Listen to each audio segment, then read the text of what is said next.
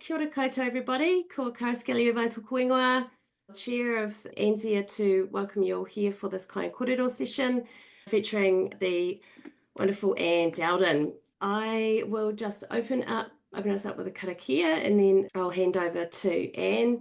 Manawa mai te Māori nuku, manawa mai te Māori rangi, ko te Māori ki au he Māori te pua, ka pākuru mai te pau, haumie huie, tākie.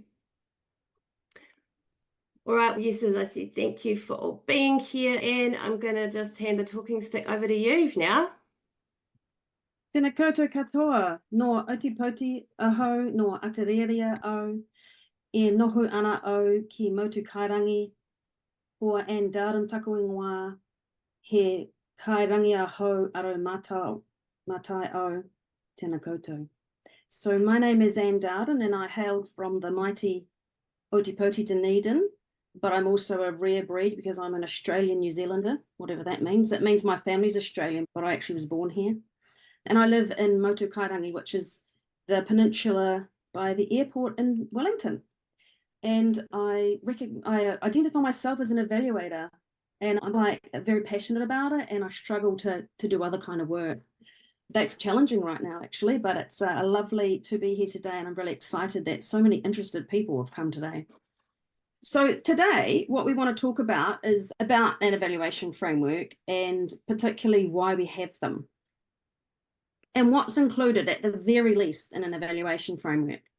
So basically what I'm saying here is that we've all heard about evaluation frameworks, and evaluators use them ideally as the central tool for designing or guiding evaluation work. But what I always like to think about is, why do we actually have them? And if we're going to have them, what do they at the very least need to include? And this is really, the view of this is according to Anne. So as we go through, you're welcome to ask questions and you can put them in the chat. So the main point I want to make here is that, why do we have a framework?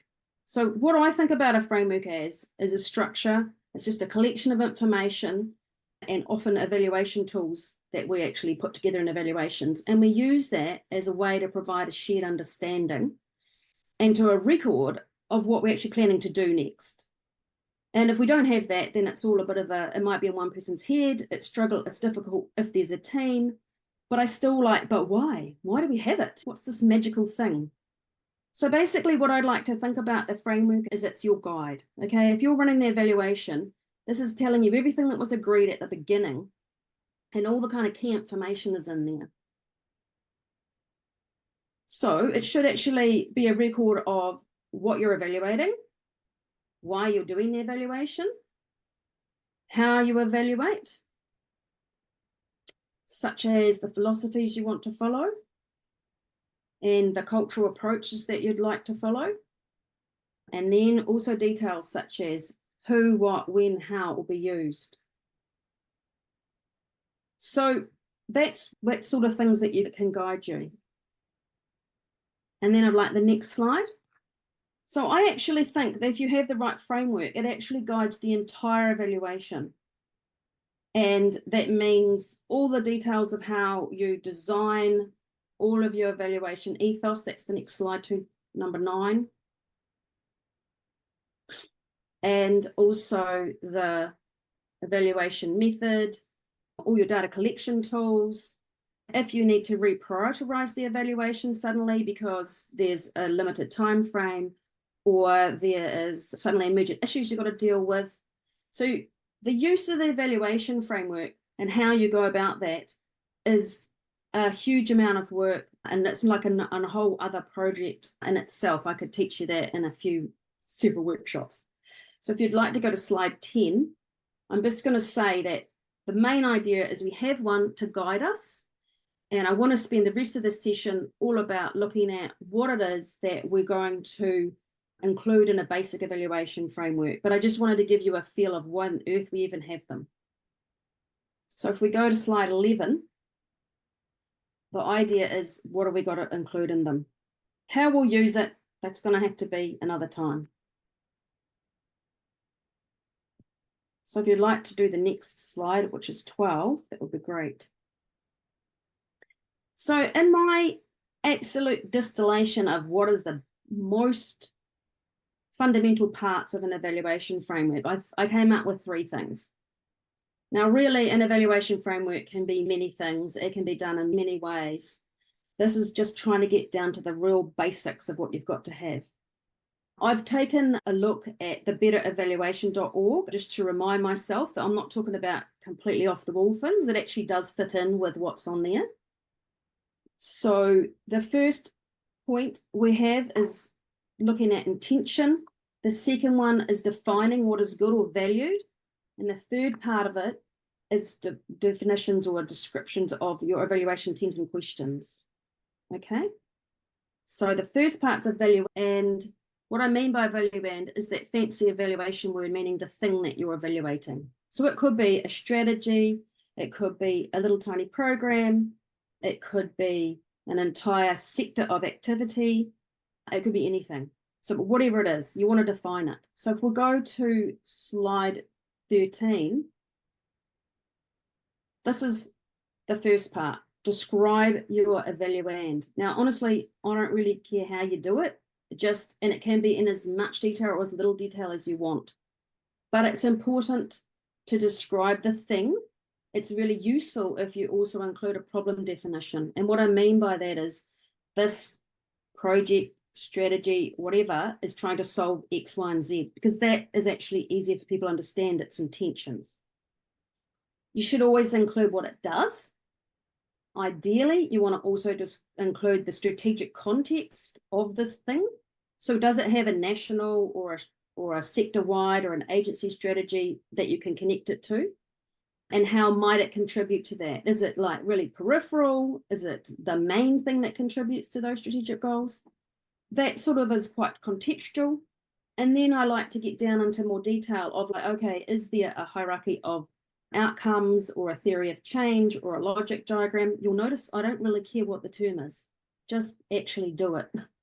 There are a lot of people who will say you must call it this. I don't think that. I think that you as a group of people doing the evaluation and stakeholders that care about it can decide how much you want to do. You can spend months doing this. Sometimes you need to do that, and other times it's like, we just got to get started and we're just going to have a basic description. It's really important that you have clear statements. And if you're not really sure, it's better to have rough statements here and you can tweak them later. But it's important that you at least try, because otherwise some of it will be in your head as the lead evaluator and other people will think completely different things. I've got a couple of people on here today who I've done quite a lot of evaluation work, and we're three different cultural perspectives. Now, if we don't start to put it down, we have no idea really what everyone else is thinking.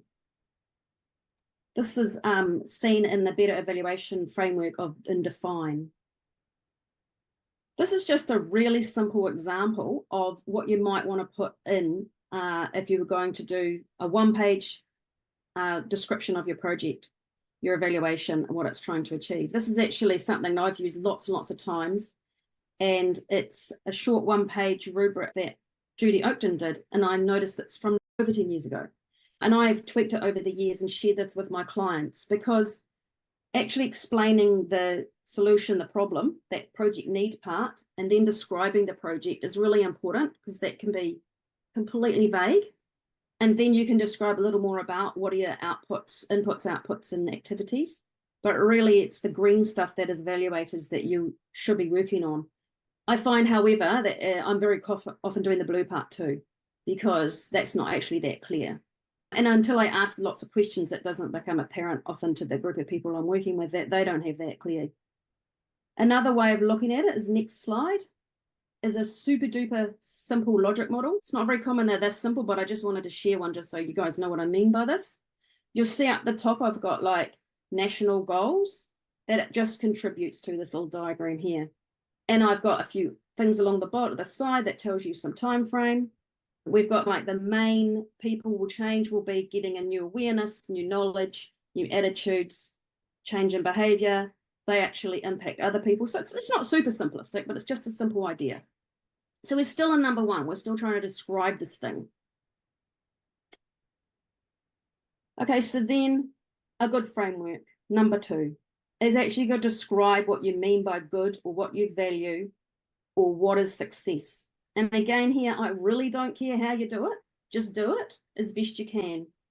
Again, I've heard people say we must do rubrics or we must have best practice guidelines, but in reality, you often don't have this. In reality, you have a bit of a mixture of these things. I think it's very important if you start to use opinion or expertise of a group that you define that group's expertise. It could be the evaluators, you believe they have expertise. And if you do, you should be describing it. This person has expertise because, and that should be put in your reports and things. Really commonly, it's a mixture of all these things. Almost anything can be used for defining your value or good. The more you do this at the beginning, the more you'll have a way to guide your evaluation. If you don't know what good is, and when you're saying, okay, we're going to do surveys of people and find out how they found the project, we don't even know what we're going to be asking about. Was it good enough? Hey, Anne. We have a question? Yes, it's Cara here. A question that sometimes people ask is, what if you're not entirely sure what good looks like at the beginning? Like maybe you think, but then sometimes you find some stuff out along the way and maybe it's changed. Can you speak to how people might kind of address that? So actually my framework's always just a draft document. Mm. I have done this, and I did a piece of work a few years ago where we thought we knew what we were doing. We had quite a complicated, I think it was 4 or 5 columns of outcomes. And we looked into the literature. We thought we had some pretty good information. But what we were looking at was some schools, and the schools were quite unique because they were really struggling. So actually, there was no literature that really helped us to understand what the really struggling schools would look like. And we didn't realize that we had actually poorly defined some of the outcomes but as soon as we went into a few schools, we saw a really obvious that this is what it is. And I took it back to a working stakeholder group and I said, hey, we've worked this out now. We need to change our data collection, our information collection, because we've got some really solid descriptions of what good looks like in this particular context. We could have left it, but it would have been a really big hole. So yeah. I do like to reflect back and say, do we know what we're doing here? If we go to the next slide, I've got this a little bit more clearly described. Honestly, it could be any of these things. It can be more than one of these things. But I always think a draft description of good, or at least define your intention. If you're struggling to say what is good, like at least be really clear on some more detail of what you're trying to do. I like to have not a success indicator or rubric against absolutely everything, but maybe a few if you want to. And I think it's incredibly useful to use things like expert opinions, such as lived experience of people in the community, especially where this has not been described properly before. This is really important and really useful for particular cultural groups. And I don't mean necessarily just Māori or Pacifica, but it might be rangatahi that are working with them in experience of mental health challenges, or just a really specific groups of people that sometimes the literature, whatever's published, just doesn't cut the mustard really. You have to go back there and get some more detail from them. It's always great if it's a very high stakes evaluation and people are like wanting to see that you're connected to good best practice. I always do look for any evidence-based standards, best practice guidelines, international literature. It's usually only a part of the story because we're so different and unique here. It's always best to tie down good as much as you can within the reason and with the resources that you have and the timeframes you have. Don't leave it vague. It becomes really impossible to write your data collection tools, your interview guide, and all of that kind of thing.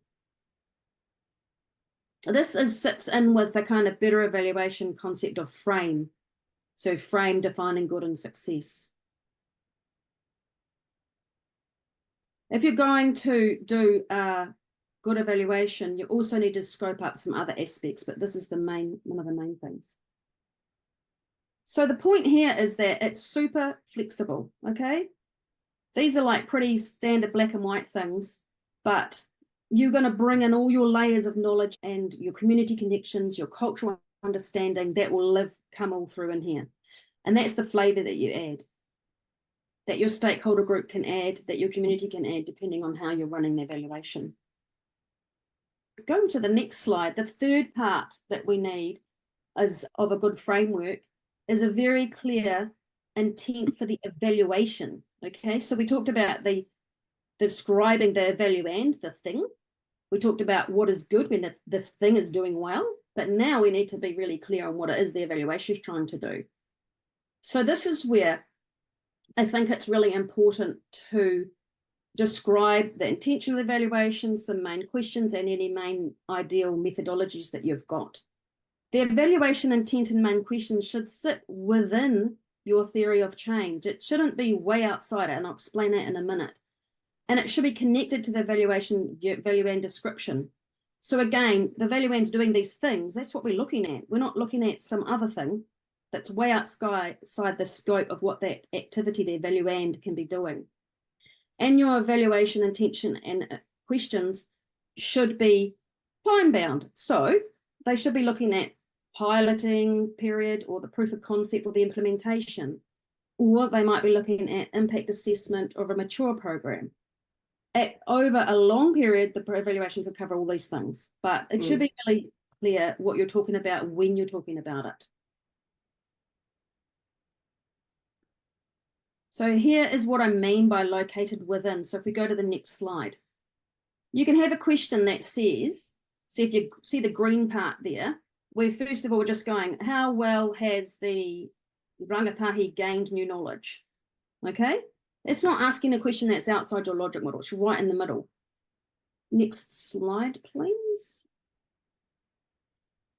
You can also do a stretch thing, which is okay.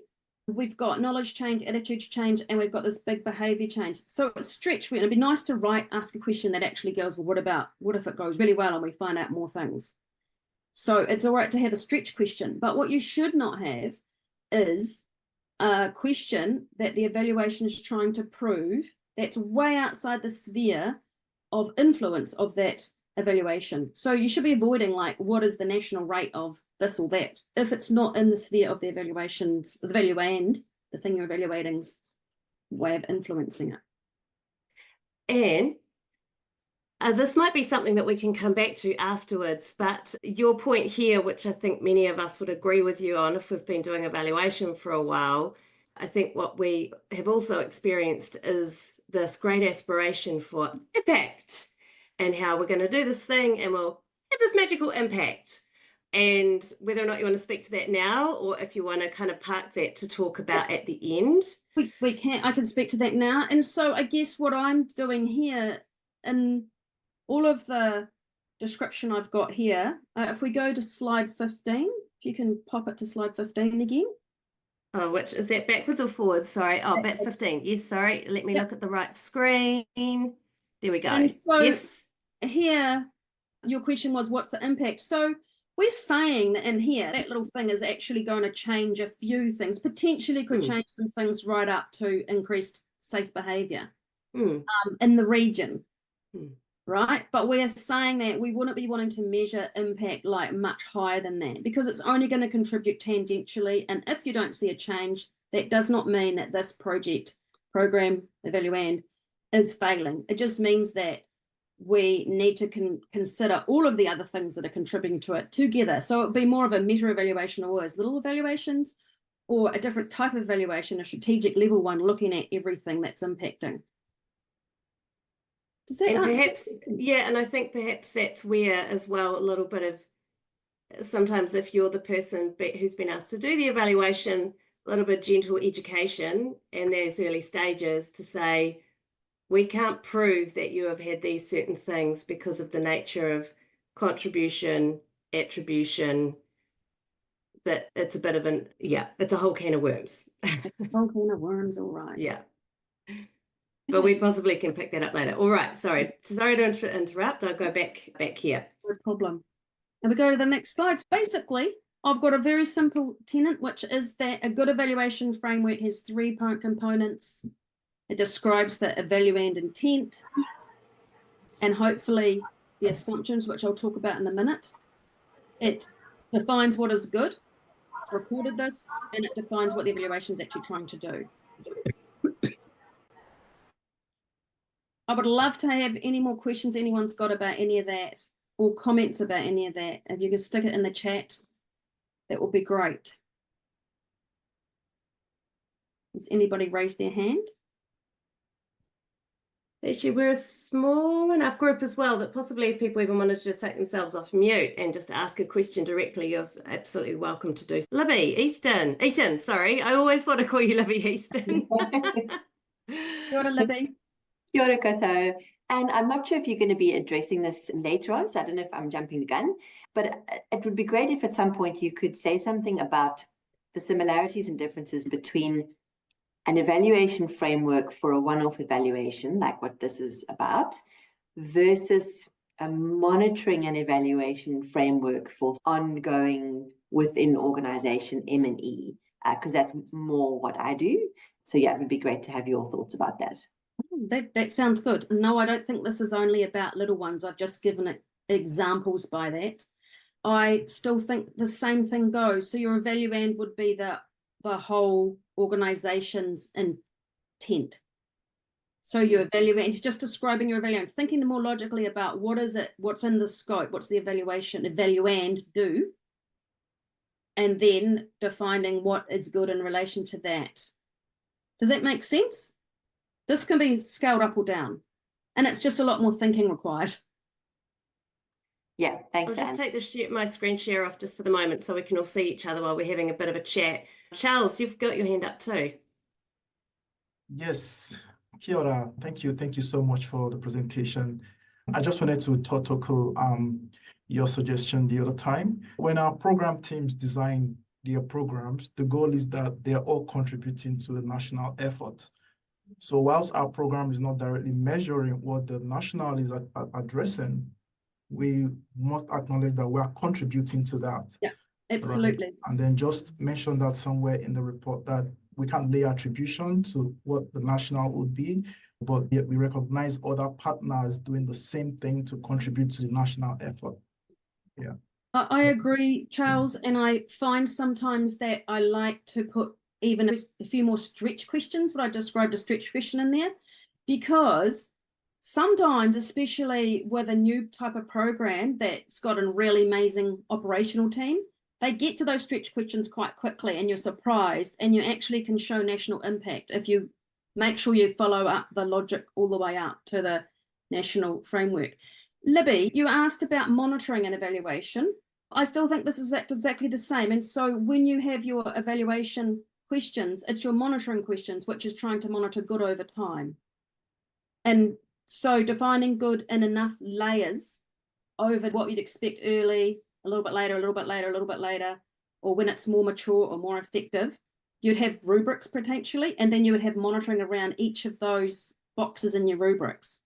But it's definitely the same thing. And I think the challenge we all have when we don't have a little project that was contracted out, so we already have a definition for it, is that you actually have to go back to what do we even mean by the work of this whole ministry or this whole heart program of work. But so it actually means you have to think really evaluatively. You can't evaluate if you don't define what it is that you're even talking about. You can't evaluate if you don't say, what do you mean good or valued or success looks like of that activity? It's just impossible. You just collect that information that you don't have anything to compare with. Yeah, I've been finding it. I've been doing this in my current role for almost 5 years now, and as I've gone along, I've found it helpful to, when I'm doing M&E frameworks and revising these things, to think about service quality versus service outcomes, and almost have like separate frameworks for those, or like their own set of indicators, and they all are part of the overall theory of change.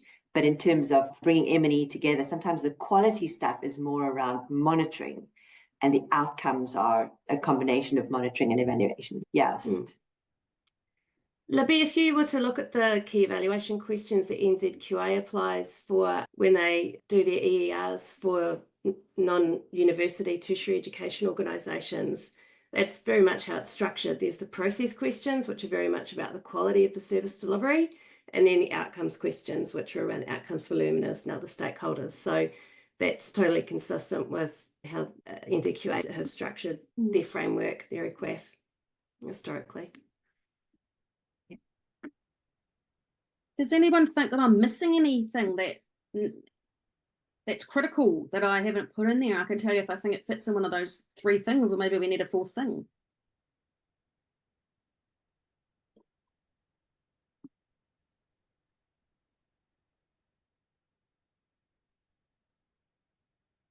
Good day, Anne. It's Rachel here. Nice Sure. to see everyone. I'm just wondering about the learning aspect and how that's covered off in terms of what people are learning from the work and how that is shaping it as it goes. Do you mean that if you have a developmental or a pilot situation and you're trying to adapt the evaluation to fit that kind of changing situation? Is that what you mean by learning? Well, no, just as part of the evaluation, what are we learning about this work? Yeah, so I would have said that's like in the number 3 part. What are you trying to find out? Okay. So Yeah. define the evaluation intent and questions. Does that make sense? Yeah. So one of the things I have said, I put a note in here and I maybe didn't speak to it as much as I could have. If you're going to do a full evaluation, the project management, you're going to have more thorough scope. So I haven't gone into it in a great detail, but scope is more than just what your evaluation intent is and reason, because you would then start to go, okay, what are our users and uses? What's the very specific focus? For example, we're going to look at the pilot period. How will this be used? Is it to government or is it to the operational team that is running it and wants to have quick feedback loops? Or is it to answer like a monitoring question that's got to be the annual report? Another part of scope would be like what data sources, information, methods we would use. When do you need the information by, the time frame? This is all described in better evaluation as frame and describe. And I've always had it quickly in my head, which is why I can rattle this off, because I learned something about 20 years ago called rough data, which is reason, use, focus, the data, the audience's time, and I can always remember it. A quick scoping question, it always tells me if I'm told a limited scope, what else I need to know quickly. And usually the people that are, not always, but often the people who are wanting the evaluation do have the answer to that. And if they don't, they haven't done enough thinking and we need to do some more workshopping. Charles, did you have another question? You still have a raised hand. Yes, please. Just something to add in terms of what you may have talked about it, but along the lines of learning, how do we share this learning in terms of dissemination plan? After we've completed the evaluation, how do we share findings back to either the funders or from people from whom we've collected the data or with stakeholders? I think that's another key aspect that needed to be included in an evaluation framework. Yeah. So absolutely. So in the scope, padding out your scope a whole lot more, like how it will be used, who's going to be the audience for the information, because again, once you know who the audiences are right from the beginning, and that's your commitments and responsibilities, you actually might change the way you collect information. And you also might change the way that you record consent to share the information so that you can actually share it back in a way that's useful. So that's why scope probably has a bit more to it than what I've put in there. Absolutely. Thanks. Okay. I want to talk a little bit about something called assumptions, because they're often forgotten, but they're very cool. And I did a lot of thinking about assumptions years and years ago about like, why do we even have them? So it's the next slide. Oh, it must be the next one after that. And so we often describe the evaluand that is doing X, Y, and Z. We expect it to do this. And we get told we should describe the assumptions, but then they're often not used for anything. So I want to change that. I use them a lot and they are very useful in working with a team that are delivering a project when things are going really wrong. My theory is that assumptions are things that you don't have overtly in your logic model because you just assume they're going to happen and you don't have any direct supports or inputs or resources to make them happen because you think they're just going to happen. Okay, so that's assumptions, you're assuming. So for example, when you provide people with education advice and easy to use tools and techniques and skills to help them make a change, you're assuming they're going to make the change. All right, but it doesn't always work like that. because it could be a false assumption. So it's really important that you get down to those basic gaps in your theory of change, of where our program is doing this because we think that's going to happen and we assume it will happen easily. You'll note I said some easy to use tools and techniques. We didn't just tell them info and hope they will develop their own tools, but even that, there can be roadblocks. So there is a really good technique that you can do, and I do this absolutely all the time with clients. Often they don't realize I'm doing it. I don't necessarily call it assumptions analysis, but it's a very useful thing. So you go back to the underlying assumptions that you had when you realize that for some reason the program is not delivering. So it's a failure of the evaluand.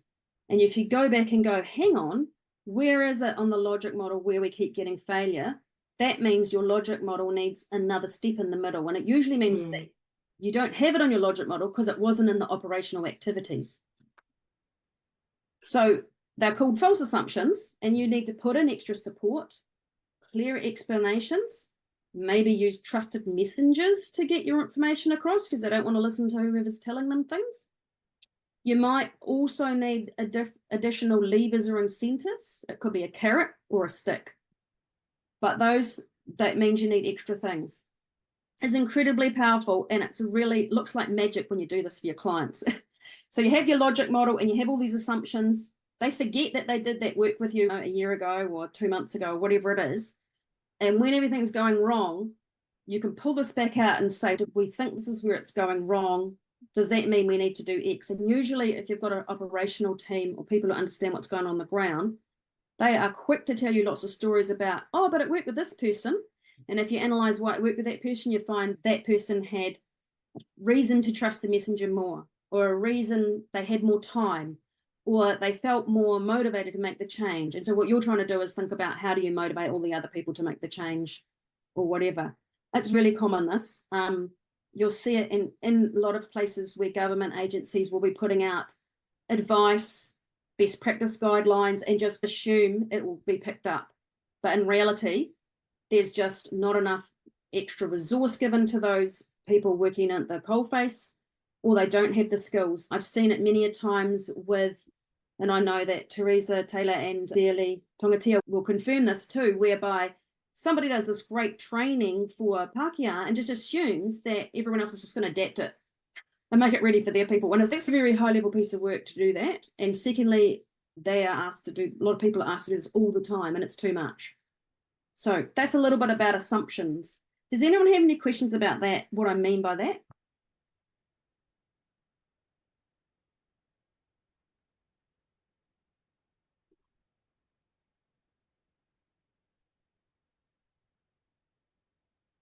Would you just bring us all back together?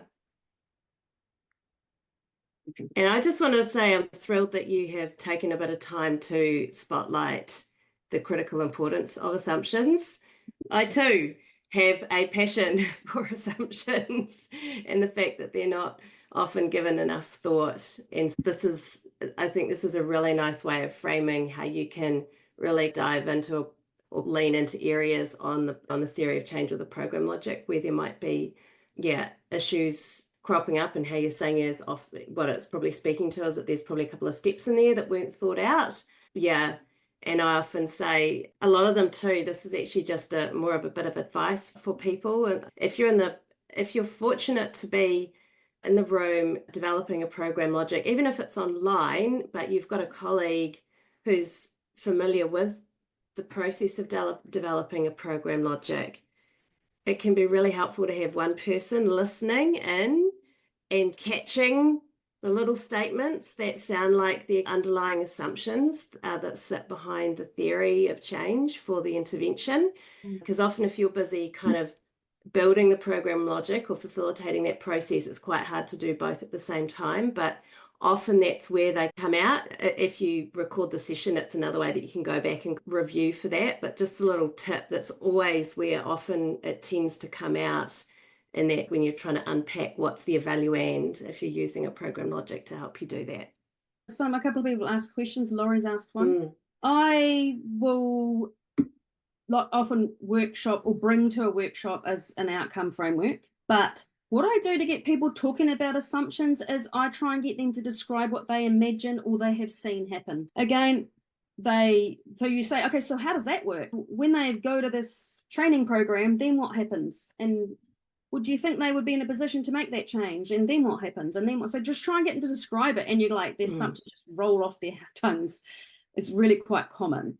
And also when you do a little bit of hard thinking after you put your logic together and you have a look at what George was saying, like what is the high level outcome it wants to contribute to, that's often where there's quite a few assumptions up near the top. And you suddenly realize, Jesus, this is never, ever going to contribute to that if we don't stretch the program up a little bit towards the national goal, or if there's other activities that can get put in between this little tiny project and the national goal. You know, what else is going in there to reach up? So I often then will like list assumptions and send them back to a client and have chat to them on the phone or like what else, because it triggers them to think of more things if we don't have lots of time to do lots of workshopping. Libby says, should we spend time up front servicing assumptions? I absolutely, totally. This is where they come from. Because it's when you're really thinking about why the evaluations, the object that you're evaluating is doing what it's trying to do, that you'll notice stuff. It's too late when it's underperformance because it just seems like a mystery. So when you're the most involved in thinking about what it does, and you're thinking about it in a sterile way, it's funny how these things will come out. But once you're involved in the program delivery, the operational team will keep telling you, but we do this, but we do that. And you're like, yes, but are you doing it for everybody? Or is it just that one of your trainers does that thing? Like maybe a training sessions are run and one of the trainers emails everyone a month later to follow up with them, but that's a trigger for them to go back and look at their paperwork, and then that trainer has a good sort of way that those recipients of that training actually do better. And you're like, so the other thing I do is if you look at success case stories, so success case studies, or there's many different ways, you might look at why has one group achieved a whole lot after the training? Is it because they already had a lot of training or experience? Is it because they have a position of power in their organization so they can affect change? There's a lot of reasons, or they might have already had the cultural knowledge to do something. And that tells you how they differ. So it's quite thorough analysis, why they differ to those that haven't succeeded. And then you know that's the gap. That's the assumption. Yeah, makes sense?